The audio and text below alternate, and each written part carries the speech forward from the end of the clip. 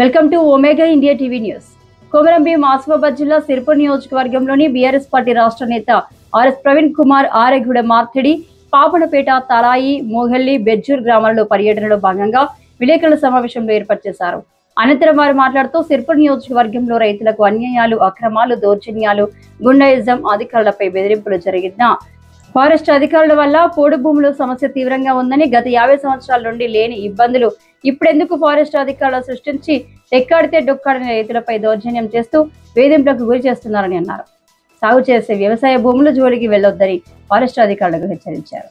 అదేవిధంగా గ్రామాలలో రోడ్డు, విద్య, వైద్య సదుపాయాలు లేవని, గత పాలకుల నిర్లక్ష్యమే కారణమని, కోనప్ప అనుచరులు బెజ్జూర్ మండలంలో రెచ్చిపోయి ఇష్టానుసారంగా అధికారులపై దాడి చేస్తున్నారని, ఒక సామాన్య ప్రజలకు రక్షణ ఎక్కడని మండిపడ్డారు. మండల ప్రజలు అధికారులు భయభ్రాంతులకు గురి అవుతున్నారని, గూండాయిజం సాగనివ్వం, భయపడకండి అంటూ ప్రజలకు నేనున్నానని, అధైర్యపడకండి అంటూ భరోసా ఇచ్చారు. చాటరి చిక్కన్న భూమి బాసరత్ ఖాన్ అక్రమ పట్టా చేసుకున్నారని బాధితురాలు తెలుపగా, నీ భూమిని అడ్డుకున్న, దున్నుకున్న వారిపై చర్యలు చేపట్టి న్యాయం చేపిస్తారని హామీ ఇచ్చారు.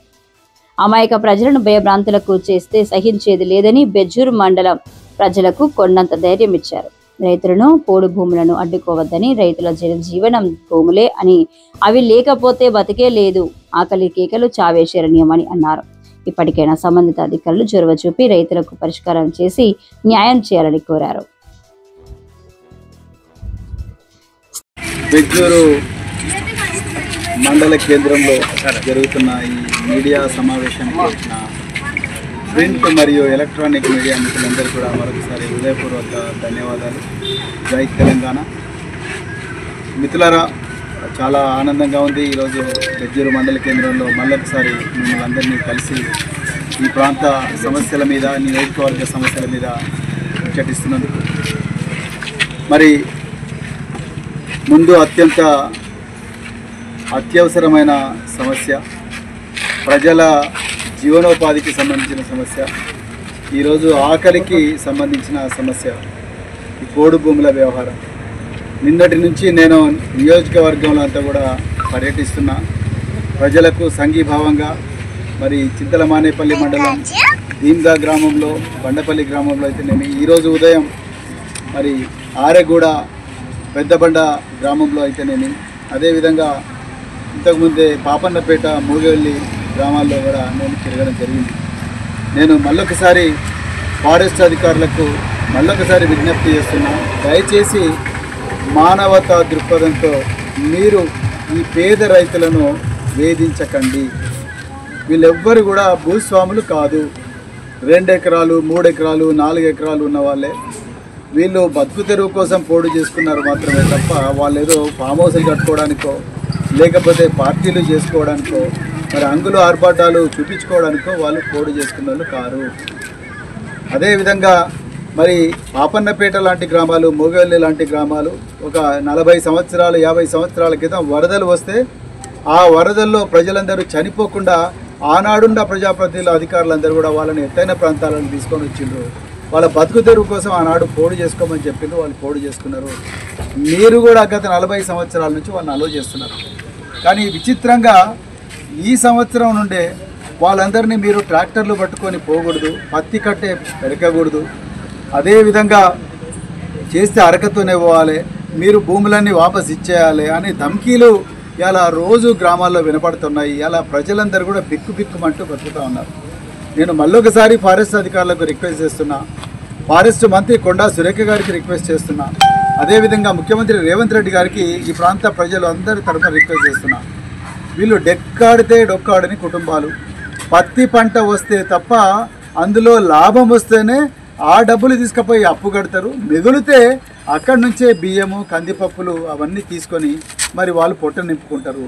ఇలా మీరు పొలాల్లో మరి పొలం పని చేయడం ఆపితే, దుక్కి దున్నడం ఆపితే, విత్తనాలు నాటడం ఆపితే ఇలా వాళ్ళు ఆకలి చావులతో చావడం ఖాయం. వీళ్ళకు వేరే మార్గం లేదు. ఇందులో ప్రభుత్వ ఉద్యోగాలు ఉన్న వాళ్ళు ఎవరు లేరు, గ్రాడ్యుయేట్స్ లేరు, పోస్ట్ గ్రాడ్యుయేట్స్ లేరు, వ్యాపారాలు ఉన్న వాళ్ళు అంత మాత్రం లేరు. వీళ్ళు ఇప్పుడు వలస కూలీలుగా మారి మళ్ళీ చంద్రపూర్ పోవడము, లేకపోతే భార్య పిల్లలందరినీ తీసుకొని మంచిర్యాల పోయి అడ్డా కూలీలుగా మారడం తప్ప ఇంకొక మార్గం లేదు. నేను మళ్ళీ రిపీట్ చేస్తున్నా, వీళ్ళెవ్వరు కూడా భూస్వాములు కాదు. నిజానికి ఒక మాట చెప్పాలి, భూస్వాములుగా ఈ ప్రాంతంలో అటవీ సంపదనంతా దోచుకొని మరి వందల ఎకరాల భూములను కబ్జా చేసి అడ్డం వచ్చిన ఫారెస్ట్ అధికారులను కొట్టినోళ్ళను ఏమంటలేరు, దర్జాగా వాళ్ళు తిరుగుతూ ఉన్నారు. వాళ్ళ వాహనాలను ఎక్కడ కూడా సీజ్ చేయలేదు. కానీ మరి పేద ప్రజలు ఎవరైతే మరి బతుకు తెరువు కోసం వ్యవసాయం చేసుకుంటూ వాళ్ళను ఇబ్బంది పెడతా ఉన్నారు. దయచేసి పెట్టకండి. నేను ఈరోజు మరి గౌరవ డివిజనల్ ఫారెస్ట్ ఆఫీసర్ మరి నీరజ్ కుమార్ గారితో కూడా మాట్లాడడం జరిగింది. వారు నాకు హామీ ఇచ్చారు, ఎక్కడెక్కడైతే 5 ఎకరాల కన్నా తక్కువ ఉందో అక్కడ రైతులందరూ కూడా వాళ్ళని ఎవ్వరిని కూడా మేము వేధించము అని చాలా క్లియర్గా చెప్పారు. అదేవిధంగా వాళ్ళ కింది స్థాయి అధికారులకు కూడా తప్పకుండా ఆదేశాలు ఇస్తామని చెప్పేసి నీరజ్ కుమార్ గారు చెప్పడం జరిగింది. ఎక్కడెక్కడైతే రైతుల సహకారంతో సామరస్యంగా సమస్యను పరిష్కరించే అవకాశం ఉంటుందో అక్కడంతా తనే స్వయంగా వచ్చి పరిష్కరిస్తానని చెప్పేసి కూడా మాకు నిన్న దీందాలో ఎన్నో ఘోరాలు జరిగినాయి. ముఖ్యంగా భూమిని నమ్ముకొని బతుకుతున్న పేద కుటుంబాల మీద ఎన్నో ఘోరాలు జరిగినాయి. ఉదాహరణకు నాకు ఈరోజు వస్తుంటేనే ఒక విషయం దృష్టికి వచ్చింది. మరి చటారి ఎంకుమేరా అనే ఒక వ్యక్తి ఇదే మర్తిడి గ్రామంలో దాదాపు 11 ఎకరాల భూమి ఏదైతే ఉన్నదో ఆయన చనిపోతే ఆయన బిడ్డకు రావాల్సిన భూమిని ఇక్కడ ఉండే ఒక వ్యక్తి మరి భాస్కర్ రాజు అనే వ్యక్తి, అదేవిధంగా ఇక్కడ మర్తిడిలో బషరత్ ఖాన్ అనే ఇంకొక వ్యక్తి, కోనేరు కోనప్ప, ఈ ముగ్గురు కలిసి రికార్డులు తారుమారు చేసి అవన్నీ కూడా కాగజ్ నగర్లో ఒక మార్వాడి సేట్కి అమ్మిండ్రు. ₹1 కోటి అమ్ముకున్నారు. ఇలా ఆ చటారి ఎంకుమీర బిడ్డ చిన్నక్క పేదరాలు గత 15 సంవత్సరాల నుంచి ఆమెనే ఆ భూమి మీద కబ్జాలో ఉన్నది. కానీ ఆమెను ఇలా పొలంలో దున్నుకొనిస్తలేరు. నిజానికి తండ్రి ఆస్తి బిడ్డకు వస్తుంది, కానీ తండ్రి ఆస్తి ఆయన మళ్ళా తమ్ముడికి ఇచ్చిండు. అంటే మీరు చూడండి, ఏమాత్రం అవగాహన లేని వ్యక్తుల దగ్గరకు పోయి ఆ భూమి రికార్డులన్నీ కూడా ఆయన పేరు మీద తారుమారు చేసిన దుర్మార్గులు ఈ ప్రాంతంలో ఉన్నారు. వాళ్ళ ఆటలు సాగనివ్వము. మేము తప్పకుండా చెప్తాం, వాళ్ళ ఆటలు సాగనివ్వము. మేము పోలీస్ స్టేషన్లో కంప్లైంట్ ఇస్తాం, అదేవిధంగా హైకోర్టుకు పోతాం, మిగతా అన్ని కోర్టులకు పోతాం. కానీ మేమంతా కూడా ఈ చిన్నక్క వైపే మేము నిలబడతాం. అదేవిధంగా చాలామంది పేద ప్రజల వైపే మేము నిలబడతాం. ఎందుకంటే ఈ మర్తిడి గ్రామంలో ఈ బషారత్ అనే గుండా, అదేవిధంగా ఈ కోనేరు కోనప్ప అందరూ చూసుకొని ఎన్నో దుర్మార్గాలు చేసిన కోనేరు కోనప్ప దీని మీద సమాధానం చెప్పాలి. ఇవాళ నేను అది చేసినా ఇది చేసినా అంటున్నారు కదా కోనప్ప గారు. నేను ఇవాళ ఒక్కటే అడుగుతున్నా, మర్తిడి గ్రామంలో చటారి ఎంకుమేర బిడ్డ అయిన మరి చిన్నక్క ఎవరైతే ఉన్నారో ఆ చిన్నక్క భూమిని నీ అనుచరులు నీ అండతోని స్వాహా చేసి మార్వాడి సేట్లకు అమ్మిన విషయం వాస్తవం కాదా చెప్పాలి. ఆమెనేమో రెక్కాడితే డొక్కాడని కుటుంబం, ఆమెను ఎవ్వరూ పట్టించుకుంటలేరు.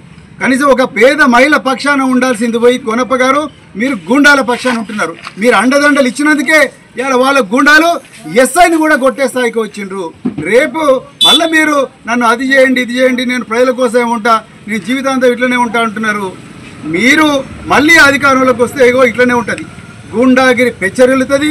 చిన్నక్క లాంటి బాధితులు 1000 మంది తయారవుతారు. ఇలా పచ్చగా ఉన్న పొలాల్లో, ఇక్కడ ఉన్నాడు దేవయ్య, పచ్చగా ఉన్న పొలాల్లో గడ్డి మందు వేపిస్తున్నారు. గడ్డి మందు వేపించి పొలాలను మరి నాశనం చేస్తూ ఉన్నారు. అలాంటి గూండాగిరి చేస్తున్న వ్యక్తులను ఎట్టి పరిస్థితులు కూడా మేము ఉపేక్షించేది లేదని చెప్తున్నా. ఇంతకుముందే మరొక మర్డర్ కేసులో ఒక మహిళ మరణ వాంగ్మూలంలో ఈ వ్యక్తే నా చావుకు కారణమని చెప్పినా కూడా ఆనాడు పోలీసులు కళ్ళు మూసుకున్నారు. కళ్ళు మూసుకుంటే ఆయన ఇవాళ బయట ఉన్నాడు. కానీ ఇది హైకోర్టులో ఉన్నది.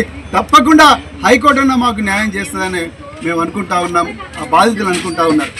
అందుకొరకు ఇలాంటి గూండాగాలను తప్పనిసరిగా పీడీ యాక్టులో తప్పకుండా జైలుకు పంపించాలని రాబోయే కొత్త ఎస్పీ ఎవరైతే వచ్చారో వారిని కూడా మేము కోరుతామని చెప్తూ, గూండాగాళ్ళకి ఎవ్వరు కూడా భయపడాల్సిన అవసరం లేదు, భూ కబ్జాదారులకు కూడా ఎవరు కూడా భయపడాల్సిన అవసరం లేదు.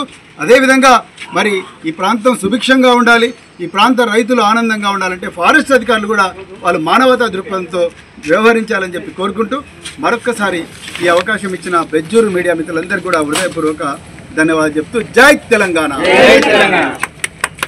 తెలుసు, ఈ మర్తిడి నుంచి కొంతమంది గూండాలు వీళ్ళు ఈ ప్రాంతంలో ప్రజలందరినీ కూడా భయభ్రాంతులకు గురి చేస్తూ ఉన్నారు.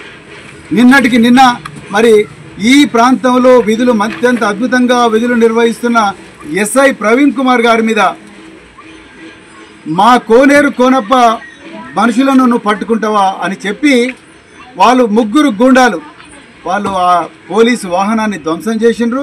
అదేవిధంగా ఎస్ఐ కాలర్ పట్టుకొని దుర్భాషలాడుతూ ఆయన కొట్టే ప్రయత్నం చేసిండ్రు.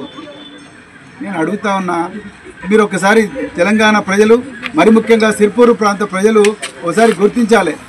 ఈ గూండాలు గత 15-20 సంవత్సరాల నుంచి ఈ ప్రాంతాన్ని ఇట్లనే వేధిస్తున్నారు. గతంలో ఉండే పోలీస్ అధికారులు మరి కళ్ళు మూసుకున్నారు, వీళ్ళకి ఇండైరెక్ట్గా ప్రోత్సాహం చేసిండ్రు. వీళ్ళు అక్కడ నేరం జరిగితేనే వీళ్ళ నుంచే మొదట ఫోన్ వస్తుంది, ఫోన్ అంకనే వదిలేసేవాళ్ళు. కానీ ఇలా ఒక నిక్కచ్చిగా వ్యవహరించే అధికారి వచ్చి మరి అద్భుతంగా పని చేస్తూ ఉంటే ఇలా ఆయన కాలర్ పట్టుకొని ఆయన కొట్టే పరిస్థితి వచ్చిందంటే వీళ్ళు ఎంత గుండాగిరి చేస్తున్నారో ఒకసారి మీరు అర్థం చేసుకోవాలని చెప్పేసి ఈ ప్రాంత ప్రజలందరికీ చెప్తున్నా. అంతే ఒకటి చెప్తున్నా, గూండాలకు ఎట్టి పరిస్థితులు కూడా భయపడకూడదు, తప్పకుండా చట్ట ప్రకారం పోదాం. మొన్నటికి మొన్న గంజాయి వ్యాపారం చేస్తూ ఉన్నారు కొంతమంది. నేను మళ్ళీ రిక్వెస్ట్ చేస్తున్నా ఈ ప్రాంత యువకులందరికీ, దయచేసి ఒకసారి గంజాయి మన గూడాలకు మన ఊర్లకు వచ్చిందంటే ఈ యువతరం అంతా కూడా పాడైపోతుంది. పంజాబ్లో చూస్తున్నాము, తెలంగాణలో ఆంధ్రలో చాలా డిస్టిక్లో చూస్తున్నాము. ఒకసారి గంజాయి మన ఇళ్ళకి ఎంటర్ అయిందంటే అది పోవాలంటే మళ్ళీ 30 సంవత్సరాలు అవుతుంది, 2-3 తరాలు నాశనం అయిపోతాయి. ఇంకా ఎవ్వరు పనికి కూడా రారు అని చెప్పేసి నేను ఈ సందర్భంగా చెప్తూ గంజాయికి కూడా దూరంగా ఉండాలి, ఈ గుండాలను తప్పకుండా ఎదిరించాలి, మరి మంచిగా పనిచేసే పోలీస్ అధికారులకు సహకరించాలని కూడా చెప్తా ఉన్నా. ఇక మూడవది చివరిది మిత్రులారా, సబ్స్క్రైబ్ చేసుకోండి ఒమేగా ఇండియా టీవీ.